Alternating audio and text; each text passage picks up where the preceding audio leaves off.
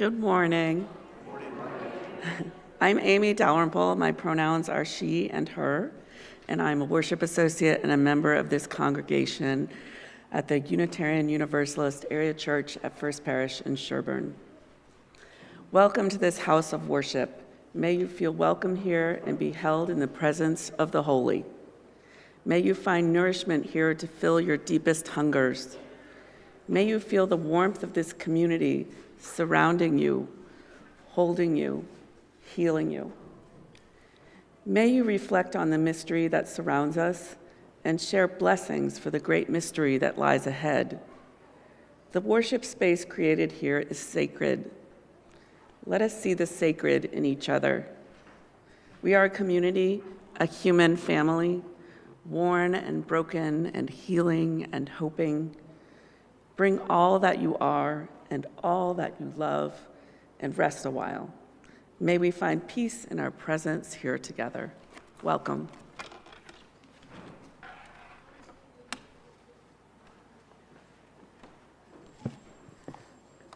Good morning, friends.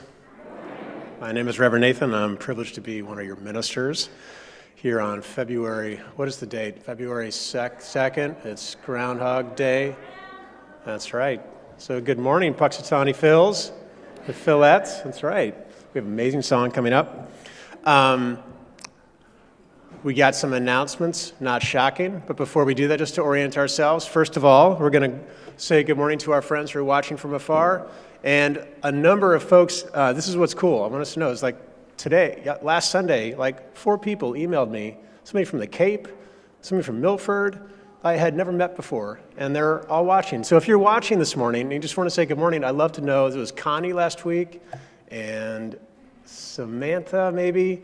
I'd just love to say good morning to you from afar. It's great to know that we have the reach out. Usual reminders, our prayer cards are over here to my left, to your right, and if you'd like me to read one of the prayers later, you can do that. You can also sign up to ring our bell in the steeple, and to sign up for flowers. Alan Cantor brought these this morning, or of course to light our chalice.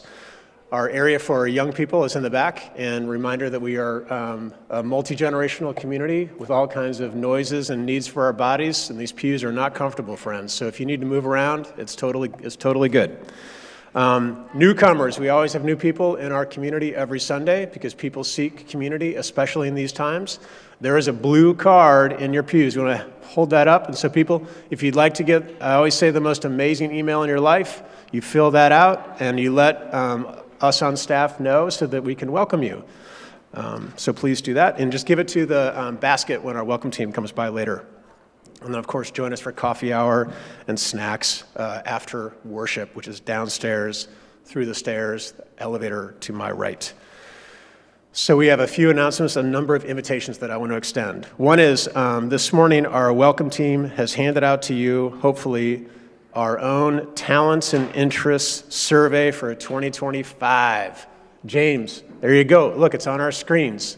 And this is kind of connected to our effort that we want to learn more about you and the things that you are interested in and like to figure out, how we can align your vocations with things that we're doing here in community. So you can use that. There's hard copies available around the space. And apparently there are also buttons that say, I can't do everything, but I can do something, that will be out. You don't have to sign it, you can fill out the survey to get one of these, okay? But they'll be over there too. So that's one invitation. Another one is that beginning on Tuesday, I'm doing a 4-part creativity as spiritual practice class. You can come to 1, you can come to 2, you can come to all 4. The first one on Tuesday, led by Betty Glick and myself, is drawing. And the next one, Molly Howe's, poetry. And then on the 24th is going to be sculpture. And then the last one's going to be music. So just let me know, though, today by email, please, because I'm going to email directions. So again, just, come and have some joy and creativity. Today, after worship, we also have a number of things going on.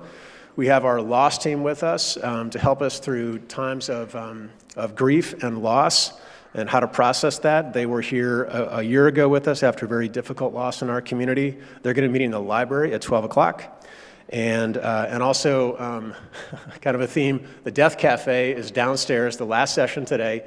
This group has been going on for 4 weeks, and this is another space to help us think about how to prepare for that moment and how to help each other prepare. And I will be leading that one downstairs. Okay, that's the invitations. Did you get all that? All right. 2 welcomes. 1, before I invite us to welcome, we get to welcome our new organ, everybody. It's over here.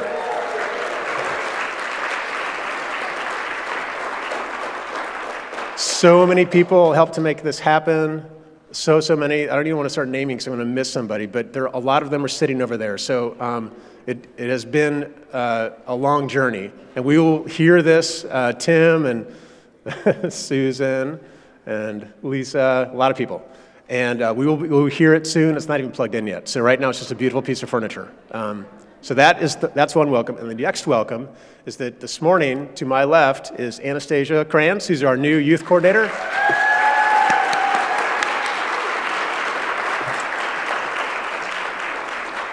Our senior youth group coordinator and our membership development coordinator. We haven't had a person in that role for a long time, and we're just so thrilled to have you here. And Anastasia will be in the receiving line, so you can say good morning to her. Friends, wear your name tags for her benefit in particular, and maybe your own. Are you kind of look in the mirror some days, you're like, who am I? Wear the name tag, that's gonna help with that, okay? I invite us to say good morning to our neighbors.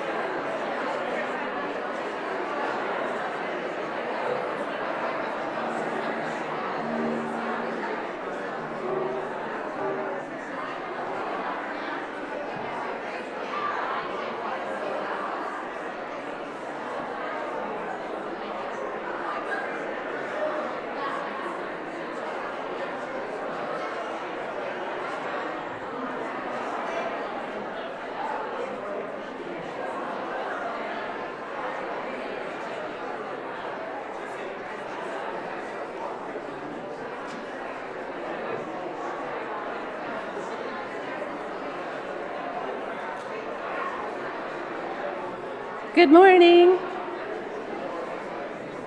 Good morning. Thank you, Tom. It's a little different this morning. Our first hymn is earlier in the service because we are so flexible and ever-changing. So I invite you to rise, body, spirit, raise your voices now. This song is call and response. To start out with, I'll do the call and you do the response. But as we do it a few more times, if you feel like doing the call with me, feel free. Oh, so it goes like this. Solid as a rock. Solid as a rock. Rooted like a tree. Rooted like a tree. I am here. I am here. I am strong. I am strong. In my rightful place. In my rightful place. Pretty easy, right? Let's give it a go. Solid as a rock. Solid as a rock. Rooted like a tree. Rooted like a tree. I am here. I am here. I am strong. I am strong. In my rightful place. In my rightful place. Solid as a rock. Solid as a rock. Rooted like a tree. Rooted like a tree. I am here. I am strong. I am strong. In my rightful place. One more time, this one's loud. Solid as a rock. Solid as a rock. Rooted like a tree. Rooted like a tree. I am here. I am strong. I am strong. In my rightful place. One more time, louder. Solid as a rock. Solid as a rock. Rooted like a tree. Rooted like a tree. I am here. I am strong. In my rightful place. Look Look at you guys. Please be seated, friends. We'll say our opening words. We're mixing things up this morning. Our opening words from Kay Montgomery. Say responsibly with me. February is not for the faint-hearted. It is so exceedingly ordinary, having neither the romance of spring nor the bravado of winter.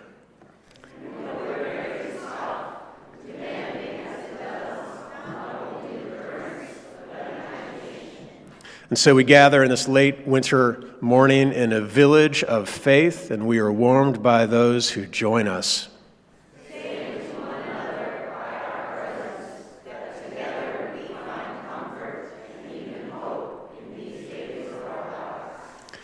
We have noted the light of the late afternoons. Have we noted it, you guys? Yeah. And the odd and out of sequence melting of the day, though not this morning because it's been cold. Let us say together, join in meditation and praise of simple stamina and with faith and renewal. And so we have our opening song actually by the choir for Groundhog Day, There Will Be Sun. Just sit back and enjoy.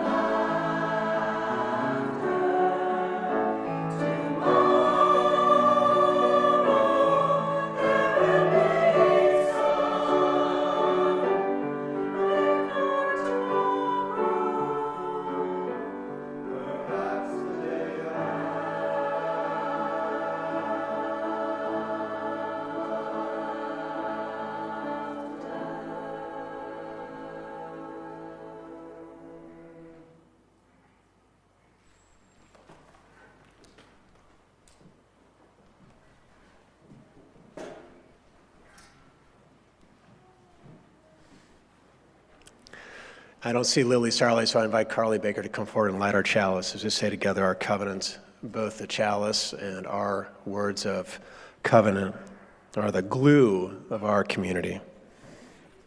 Let us say together, Love is the spirit of this church, and service is its law.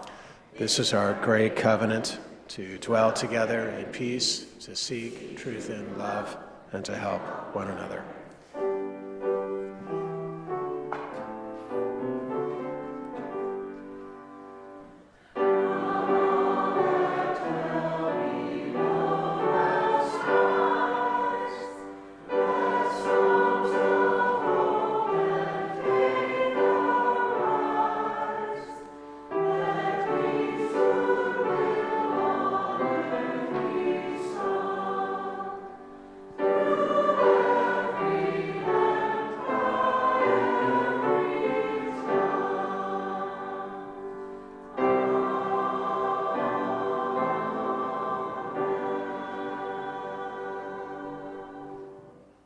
I'd love to invite our young folks up front with myself, and we have a guest Wonderbox preacher this morning, Julie Andrus. I know Julie's like, really? You don't think that's the word? I know, it's a big word, but it's lowercase p, Julia, so it's all good. Hi, everybody. Good morning. Good morning, Eliza.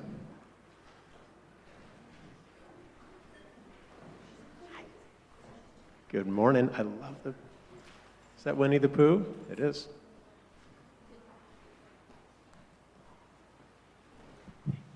Good morning, everybody. Thank you all. I'm so excited to see you all. I haven't done this in a little while, and so I'm a little bit rusty, so I'm glad you all are up here to help me out, to help me through this. So I have been thinking about some big words lately related to the monthly theme and the space that we call our sanctuary. And even this morning, as I was hustling in, trying to make it here on time, on that white door, on the other side of the white door, it says sanctuary. And I was like, oh, that's a big word, and I think it means safe place. That's sort of what I think of it as meaning. It has probably other meanings too. So I've been thinking about what makes us feel safe about a space, like a room or a building or anything like that. And so I brought something with me that reminds me of feeling safe, of that feeling. So would someone like to open the Wonder Box? I saw your hand first. Go ahead.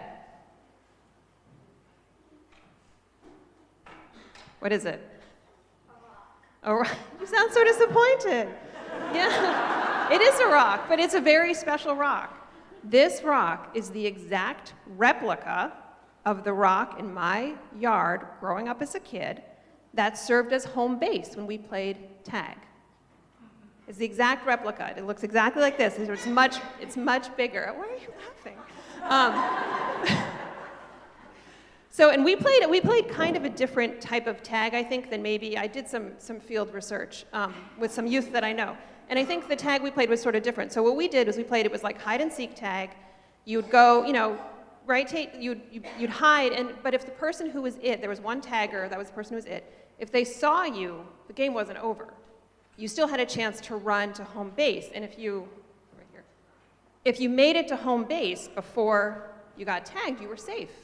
And you could hang out at home base. You could hang out on this rock and wait for your friends to come, and your friends would come, and then eventually somebody else would get tagged, and they would be it for the next round. Does that sound familiar? You guys play a version of that game? Yeah, hold on one second. Oh, really? All the time at school? And it was just a rock in the backyard, right? But it felt safe for us. And so I'm wondering, do you have a space like that, either in your backyard, in your school, in your house, where you feel safe? Do you have what? Bedroom. What, Marina, what's safe about your bedroom? What feels safe about your bedroom? Blankets, cozy things, right? Make us feel safe. What else? The couch. What feels safe about your couch? The cushions, right? Being soft and cozy. I hear you. What else makes you feel safe? What about a space makes you feel safe? Doors? Yes, doors, right? Ceilings, walls, all of these things make us feel safe. They shelter us.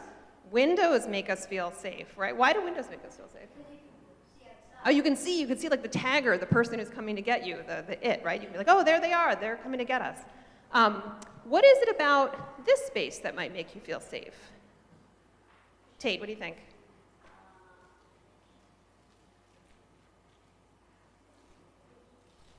When we come back to you? Okay, Marina? The people, oh, that's a really good one. That's a really good one. Elias? There's a local community that is inside here of all time. Yes, that's a really good answer. Wonderbox over. Yeah, no, there's a welcome community here that makes us feel safe. You know, there's often people here, and they're often nice and smiling, or even if they're running a little bit late. Yes, Eliza? The couches and the beanbag chairs. Yes, this like cozy spot, right? This cozy stuff. That also makes us feel safe. And why is it important for us to feel safe, either here or on the couch at home or anywhere? Yeah. Are you raising your hand? What's important about feeling safe?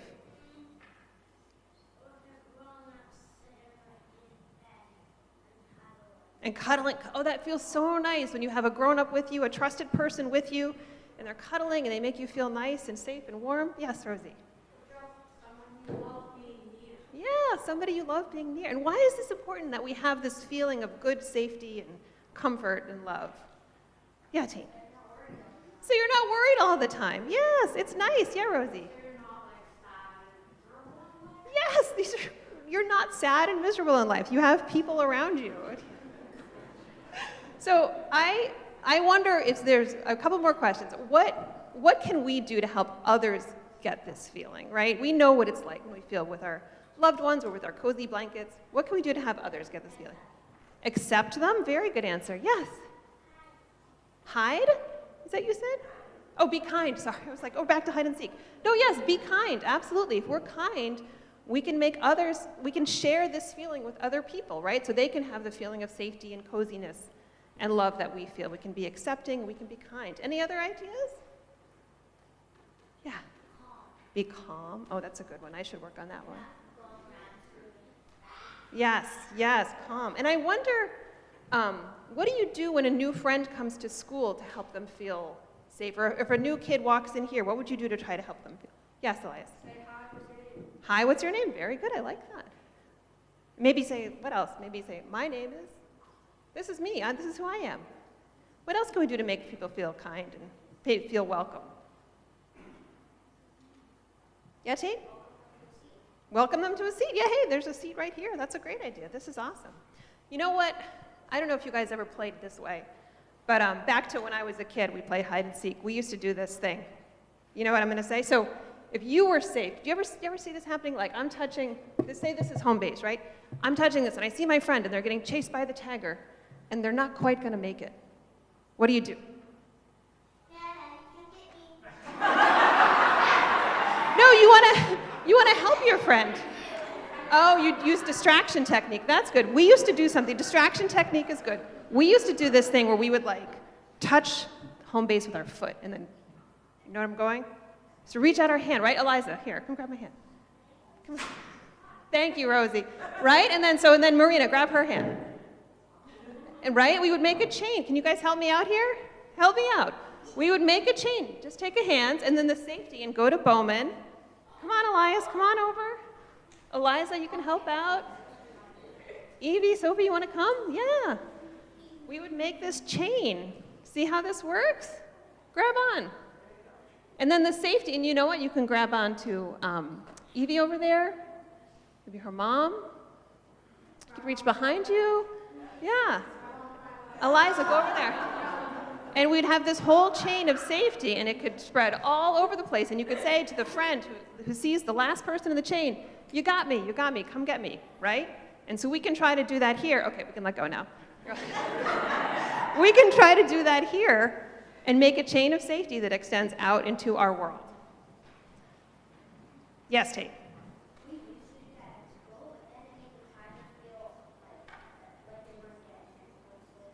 Yeah, it can backfire. I mean, if you're playing tag, sometimes the tagger feels like it's slightly unfair, but all right. Awesome. Well, thank you all so much for helping me through this one. This was great, and I think we are ready to... And before we sing our young people out today, we have the orientation for kindergarten through K1 OWL, and so I know parents are going to that as well. And just follow Beth, who's raising her hands over here to my left, and we'll head out this door, and we'll go from there.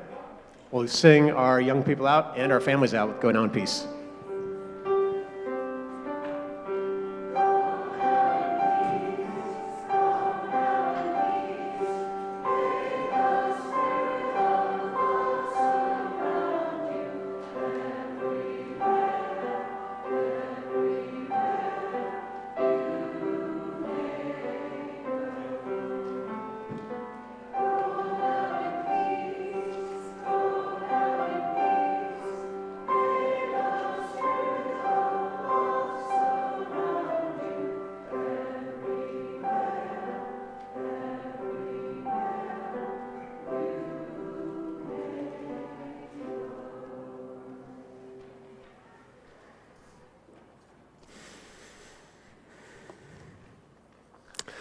Friends, here we are at home base. Let's take a breath. Be here for the home for your spirit. Just invite us to be here where our bodies are. Feel our heart beating. Feel our backs against the pew. Just let yourself relax.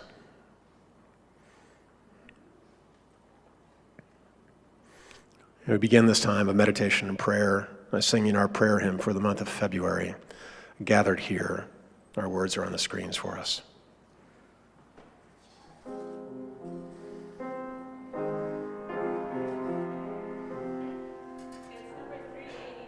It's 389.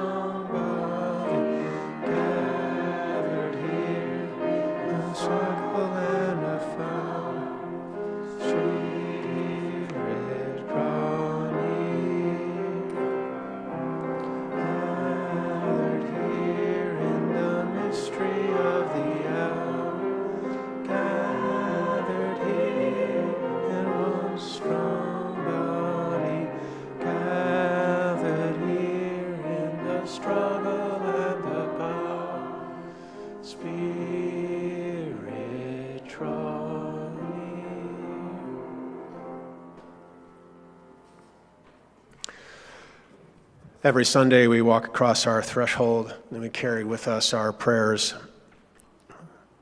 these longings in our heart for the people that we love and the world that we live in, and the gratitudes in our lives that so often go unspoken and unnamed. It's so important to name the names. Our prayers for loved ones, this from Paulina, for a friend who is fighting COVID, which is a potentially dangerous virus for her personally. One of us asked to keep in our hearts a prayer for Ben Snowcratter. A number of us have asked to hold in our hearts this morning the victims of the plane crash in Washington, D.C., and those on the helicopter, and then just the next day, Philadelphia.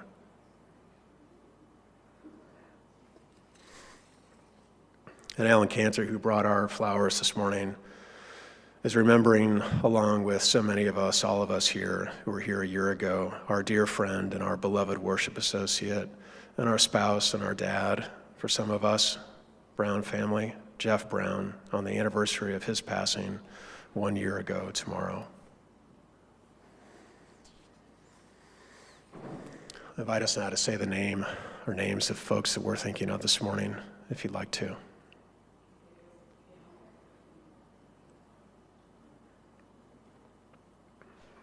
For all these, Jen will light a candle.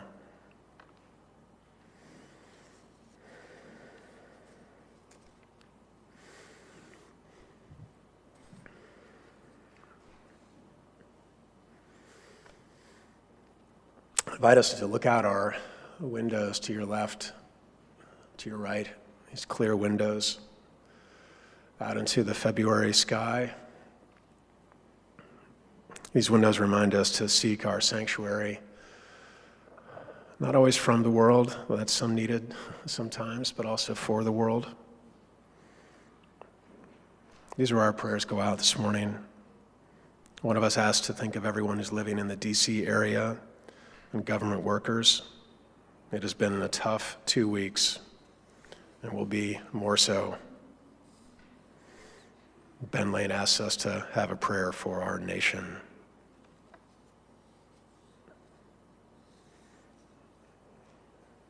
For these and others, we also light a candle. Jen, thank you.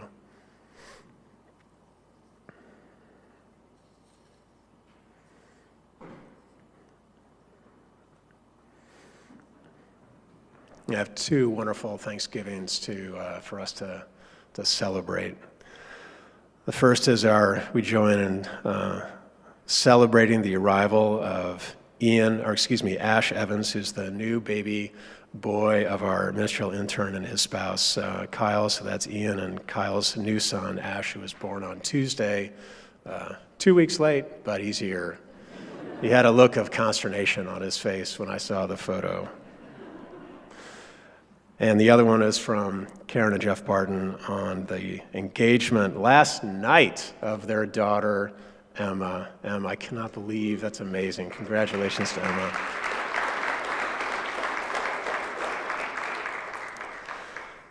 Friends, for these and for the things that you have maybe taken for granted this week in your life, that you are blessed to love and to have and to feel and to notice, will you light a candle for Thanksgiving?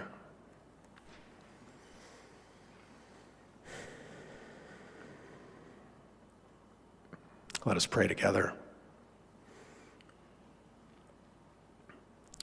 Dear God of our many names and our no names, the force of love and the force of sanctuary that connects us and points to where home base is in our lives. The couches, the rooms, the faith communities like this one, that give us a place to lean on, a people to be welcomed by when we are in places and stages of fear, loneliness, heartache,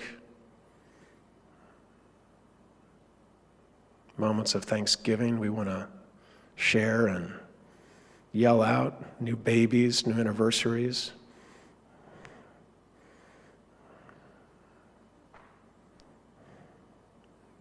And also losses. It's so important for us to be together in our home bases. Spirit of life, may we know and may we help each other know that here on the hill in Sherburne is such a place. Let's be held in stillness together.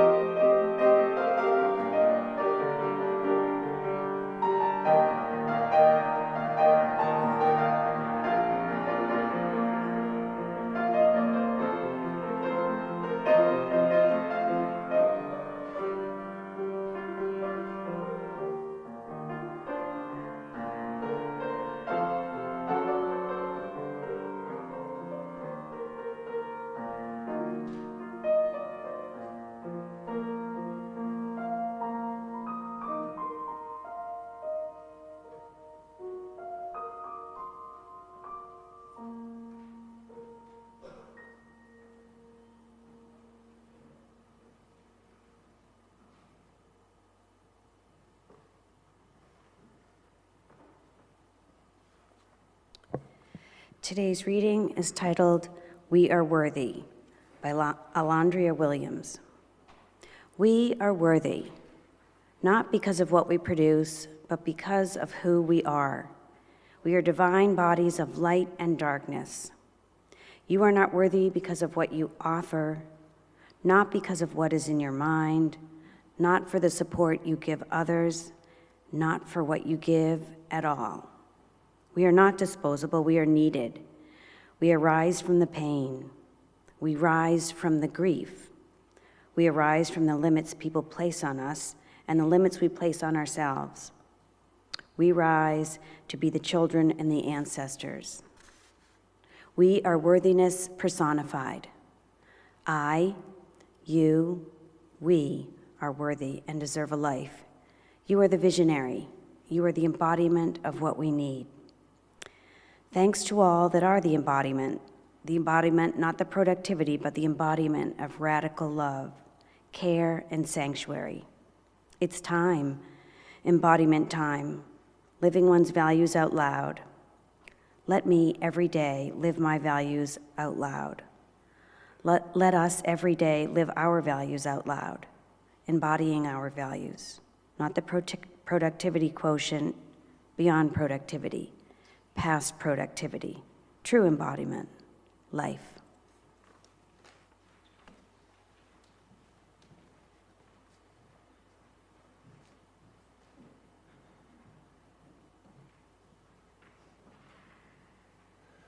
Good morning.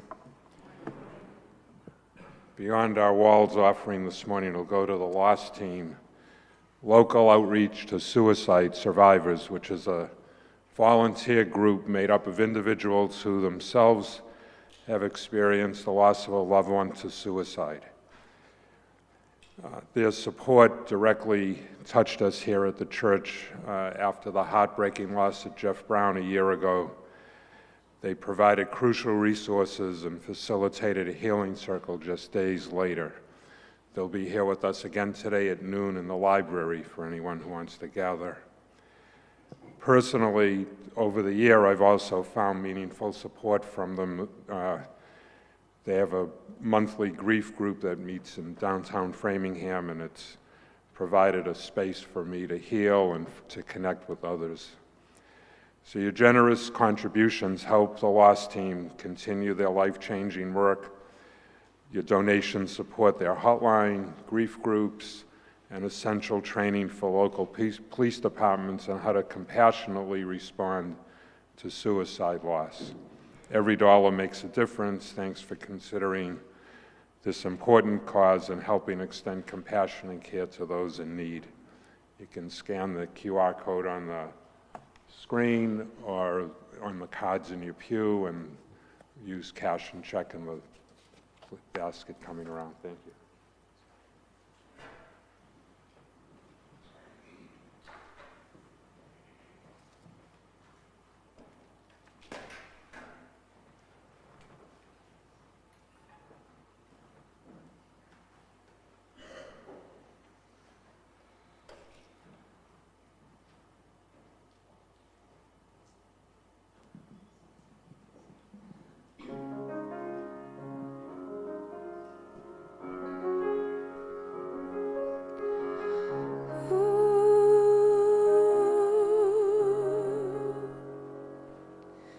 You are where I go to hide when the wind starts to blow, when the lightning starts to strike, when the thunder starts to roll, when this life becomes a fight.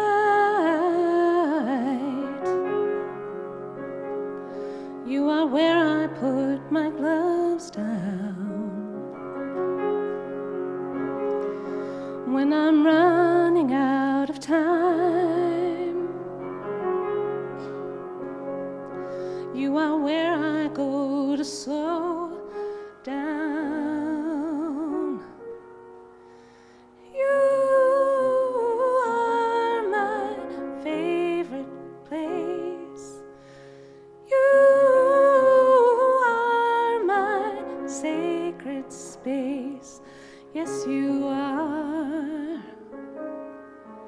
Yes, you are.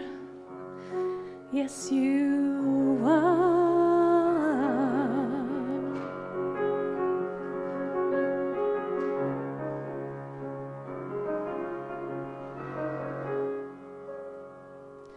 Where I go to be moved, where I go to be still,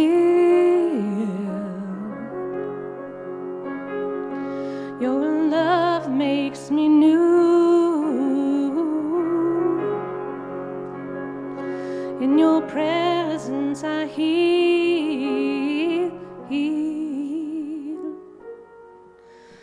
You are my favorite place. You are my sacred space. Yes, you are. Yes, you are.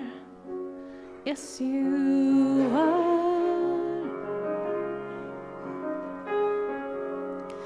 No walls, no war, no cause, no weapons formed, no law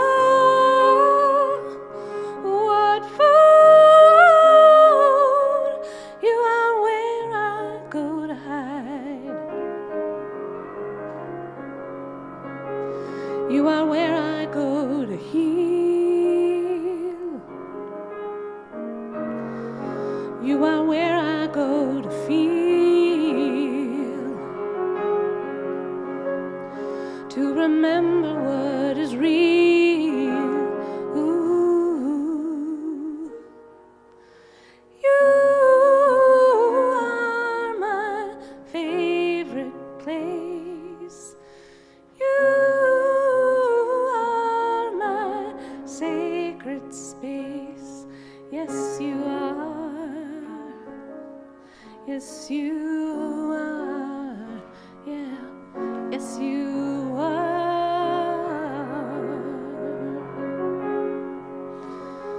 Ooh.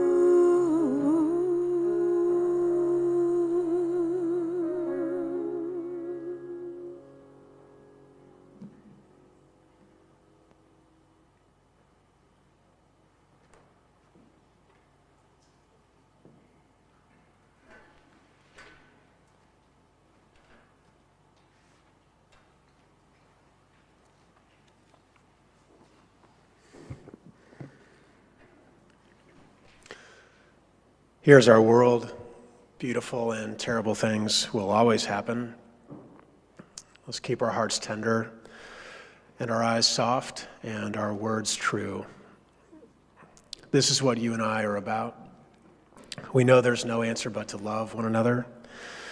We bear witness against destruction, and then we gather here in community and home bases like this to practice being the people we say we want to be.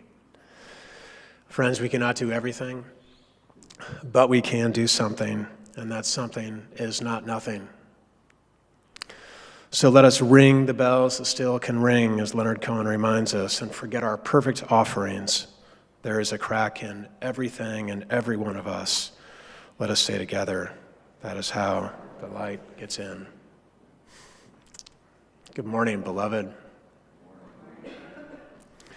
So this week, as more executive orders came through, and then our son who lives in D.C., he works, Emerson does, for the government as well. He texted us before the headlines arrived about the helicopter and the plane crash. He said that there's a lot of lights and emergency vehicles outside of his apartment. He's very close to Potomac. The next morning, an email arrived in my inbox just in the nick of time. Do you ever get those? Those emails that come just in the nick of time? It was from Nick Cave, who's a punk rock poet of sorts. And he writes this weekly newsletter on themes of faith, hope, and carnage. That's what it's called. And this email, he redefined hope for me and hope for us. Do you want to hear it? Hope, he said, is optimism with a broken heart. Hope is optimism with a broken heart. It's kind of beautiful, isn't it? It's really important to name and notify beauty. It really is. That's why I'm doing this creativity class. But before I want to talk to us about the optimism part and the hope part, I want to focus in a little bit on some of the heartbreak, because it's important to do that in communities like ours. And the first one that I noticed was when one of us, Adrienne Walker, emailed a few of us in her capacity as the Unitarian Universalist Association's legal counsel, which she does pro bono, on top of everything else that she does. And she described how she's working to help develop a plan for any visits by ICE to all of our congregations across America. And she said that since houses of worship like ours are no longer under general protection from ICE involvement, it made sense, she said, to affirmatively add signage to take the position that UAC is private property. She then wrote the script for the what we might be able to say. She said, maybe you could say UAC is privately owned space, access limited to UAC events and functions. For questions, contact XXX. And then at the bottom of the sign, she said, maybe you could add like a QR code that says know your rights. And then she gave us this whole sheet for knowing your rights. So at our next board meeting, a week and a half away, we're going to decide on what the language will be and the signs that are going to be up around our space, our sanctuary. It feels heartbreaking to have to put those up, doesn't it? And then Adrienne's email came along the same time that one of you emailed me asking if our building, our rooms, our sanctuary, our space could be a host for families of transgender kids around Metro West to get together for blanket forts. They had one of these a few weeks ago. And just to have hang time and be together and offer a safe space, because these kids and their families are feeling so targeted, aren't they? So targeted. While I'm grateful that we can be one of the communities where that can be possible, it's heartbreaking that it's needed, isn't it? And then after that email, is Nathan just reading his emails to us? Yeah. One of you reached out asking if our community might have people who want to join the renewed effort to help accompany immigrants. The theological phrase is to tarry with folk. Tarry means to walk alongside people. That's what it means. As they go to medical appointments and court appointments. Which is one reason, but not the only one, that I asked in this week's email to tell me if you want to be part of what I'm calling UUAC's We Are Sanctuary team. Did you see it? It's okay if you didn't. There's a sign up out in the lobby that I'm going to be right next to. And I want you to join us together, because while it's tempting to do stuff alone in our sort of privateer culture, our alone culture, our independent is awesome culture, the truth is that we cannot move faithfully or strategically without moving together. Right? So that's all heartbreaking that needs to be going on to me. But it also, I was feeling, my spouse said to me, "You seem a little fired up." It reminded me how purposeful these moments are, because it reminds me of one of our key missions as faith community, which is to be sanctuary. We are.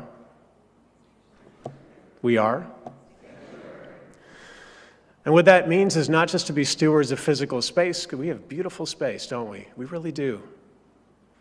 We're not just stewards of that. That's not only what it means. But we are also keepers of a tradition that says all of us have a story about coming from a place of need. Yeah? All of us have that story. And when we say we are sanctuary, what we're saying is that we don't forget that we were once in that place of need, or maybe now we're in that place of need, or maybe likely again, of course, we will be in that place of need. And our mission now, as it has always been, but especially now, is to say that we want to offer sanctuary to others. Yes? In this way, sanctuary is more than a specific act. It's a way of being. It's a way of being. So I've been thinking a lot this week about the stories of need that you and I come to this faith with, and the sanctuary that we received.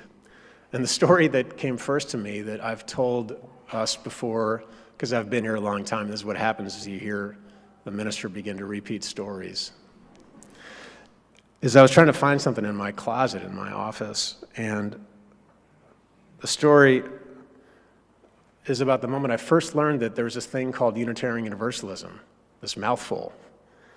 And I was on the beach in the Peace Corps in 1996, and I asked a fellow volunteer next to me on the beach, because that's where we were, Ginger. I was like, hey, she was like 62. I was like, tell me about yourself. Yeah, I was a teacher, I retired, and I saw a wedding band. I was like, so you're married? She goes, yeah. I said, where's your husband? It's like, he's a Unitarian Universalist minister. I was like, what's that? Because I grew up Catholic. I'm like, what's that? And then she said, well, that's okay, because I just went to the post office and he just mailed me this cassette tape. For those of you who don't know,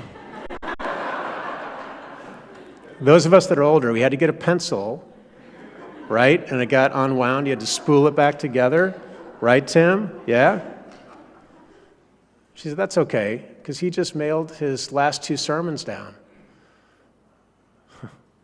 What is your authority? October 20th, 1996. And then the second one, The Art of Living, September 29th, 1996. Literally this. This, you guys, changed my life. Changed my life, what I'm holding in my hand. Because it's what offered me what I needed after the gentle sort of fallout from Catholicism that I had, was a person, a place, a people, a sanctuary where poetry was scripture as much as the Gospel of Luke. And God spoke not just in ancient stories of people who lived thousands of years ago, but in my life too, and in your life. And then David told me in this sermon how the art of living is not about seeking certainty, he said, but is about bringing your doubts and your questions and your hungers to this moment of life that you're in, Nathan. Listening to this, I was 22 years old. And then 18 months later, after I left the Peace Corps in the Caribbean, I went to the sanctuary at First Parish in St. Louis. I walked in the doors for the first time. I didn't know what to expect. My mom came with me. She's like, I don't know what's going to happen. Bless her. She's probably watching. She went with me. And the minister, Earl Holt, who now lives in Arizona, who has dementia and does not remember my name, mentored me and stood up in the pulpit and said, welcome to this place of sanctuary. It is for you, he said. You who are filled with happiness, who walk with lightness and grace, he said, come in. But you who are brokenhearted, who live with shadows or despair or loss, come in. And you who are filled with questions, who walk with longings and searchings, come in. I felt so welcomed in that sanctuary, and I was like so captivated that I made it, you guys, my full-time job. How about that? Why? Because we are sanctuary. What are we? The story of need that I remembered next was when just Friday morning, 2 days ago, I went and sat with our beloved Gail Donaldson, who many of you, most of you know, is now in hospice at home. She's actually taking a break from receiving visitors. Many of you went this past week. And I was there to plan her memorial service with her. It's a sad and beautiful thing to be able to do with you, to tarry with you. And I played for her on my phone the song that Emma Paul, who's one of our, now in college, a senior at Berklee College of Music, and grew up in this church. Gail bid on Emma's song at the auction last year. And so Emma recorded this song, blew out home, and sent it to me. And I sat next to Gail, she's right here, and I played her that song. And you guys, she just closed her eyes, went back in her recliner, and just like I said to Mom and Dad, she just bobbed and weaved with the music. It was beautiful. But I was remembering Gail and how Gail in 1999, on this hill, flung open the doors along with the minister at that time, Reverend Rosemary, after the whole town of Sherburne had been mailed homophobic letters by one resident, every single person in town. And Gail's like, oh, hell no. Yeah, we are a sanctuary. And she, along with many others, started at the time, the welcoming congregation work, Welcoming 101. It isn't just about how you meet new people. It's about welcoming, in particular, LGBTQ people, because sacred spaces have not often been welcoming spaces for those folks, right? And Gail said, oh, hell no. And that's how that rainbow flag got up there, because of Gail, because of all of you, our ancestors, people who aren't even around anymore, doing that. And then in 2004, on a sweltering hot July day, our first ever same-sex marriage was held right here. Some of you might remember, for Jack Cox, who was one of our members, and Edwin Light, who was our previous music director. It was so hot, you guys. It was unbelievably hot, and it was amazing, and it was beautiful. And we did that, the flag out front. All of that was made possible because you said we are. That's right. The UUA has a new program for renewal, Welcoming Congregation. I want to be part of it. Do you want to be part of it? Add your name to the sign-up list or email me.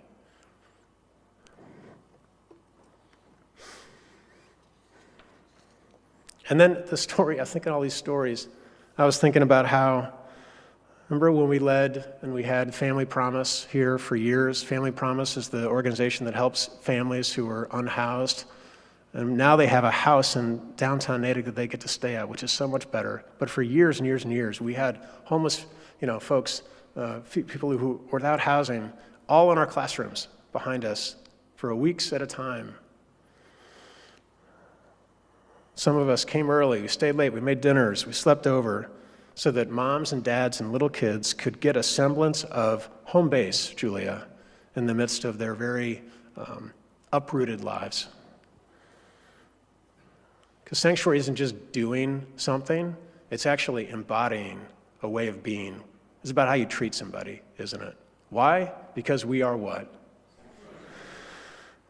And so these are all the public things that we've done that I was thinking about, these outward-facing stories. But here's the thing, is that all of us have needs that are more private and more personal for the times that we've shown up or been the recipients of comfort or care or encouragement or assurance or joy or relief.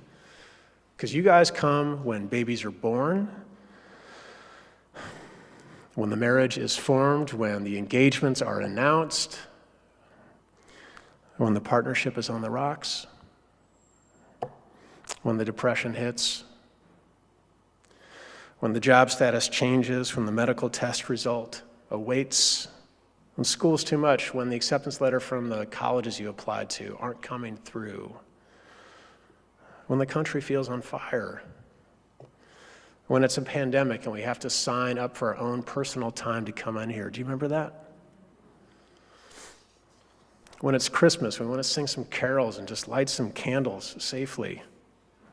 We want to hear our new organ play its music in coming weeks. We come. When the hustle culture gets too much, because it really does. And the isolation of the suburbs closes in on us, and we just want to be given some grace because we are worthy, not because of what we produce, but because of who we are, right? And friends, we come also when we lose our beloved, Marty, Loretta, Judy, Jeff, Dan, Michael, David. We come to be held and we come to hold because communities help us remember. Remember is a word that simply means to regather that which has been broken. What is the story that has brought you here? Because you all have one. What's the need? What is the question? What is the invitation? What was the longing? What was the hurt? What was the curiosity? I hope through all of, because this is a human community and people mess up, through all the failures and faults of this community and others, I hope and I pray that you have still found what? So in the coming weeks, a few of us are working on a plan. There's going to be some more signs out front, not just on our doors and our windows about what our rights are, but there's going to be big signs out front on our lawn. They're going to say, "We are sanctuary."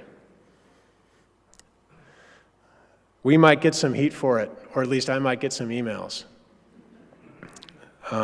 I was always reminded that the work of religion in the world, you want to invite good trouble. Good trouble. But the hope part, remember the hope part? Remember? Hope is optimism with a broken heart. Is that we have broken hearts about all the stuff going on right now. I know I do. I know that you do. Many of you do. The hope part is that we get to come together and be reminded of our mission for everybody outside and all of us together in here. And there's lots of ways to do that. And if you just want to receive it, friends, just be here and let the light and the doors and the openings and the sanctuary just be there for you. Because we are in an incredible time of need. So are you with me? Let's go, everybody. Amen. We get to sing, "We Are Sanctuary." How about that? Look at that. You'd think we even plan this stuff sometimes. Let us rise in body or spirit.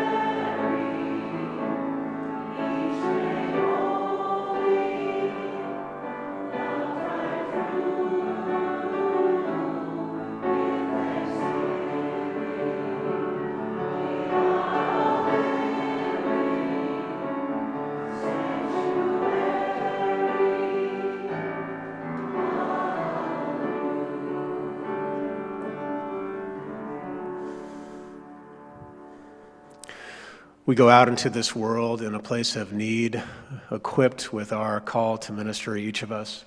Let us say together, and go forth into the world to act with works of love, to affirm each person's dignity, and to cherish the living earth. We extinguish our chalice, but not the flame and the sanctuary and the encouragement that it offers. Love you all. Amen.